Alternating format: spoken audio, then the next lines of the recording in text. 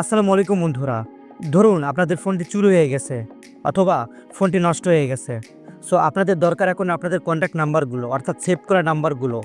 So এই save করা নাম্বারগুলো ফেসবুকের মাধ্যমে কীভাবে খুঁজে পাবেন আজকে আমি আপনাদের তা দেখাবো। ওকে, তো চলুন শুরু করা যাক।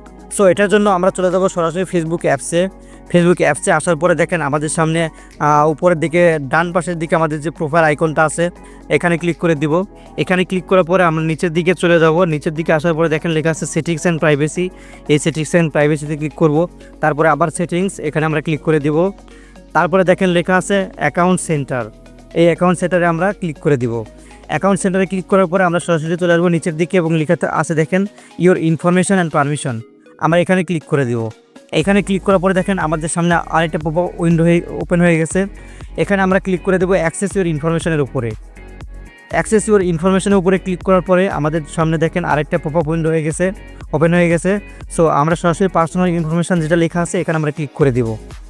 এখানে আসার পরে দেখেন আমাদের নিচের দিকে লেখা আছে ইওর অ্যাড্রেস বুক। আমরা এই অ্যাড্রেস বুকে ক্লিক করে দিব।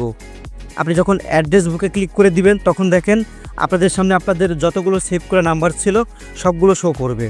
সো আপনার ফোনটা যদি কোনো কারণে চুরি হয়ে যায় অথবা হারিয়ে যায়, আপনারা চাইলে কিন্তু আপনাদের ফোন নাম্বারগুলো এভাবে খুঁজে পেতে পারেন।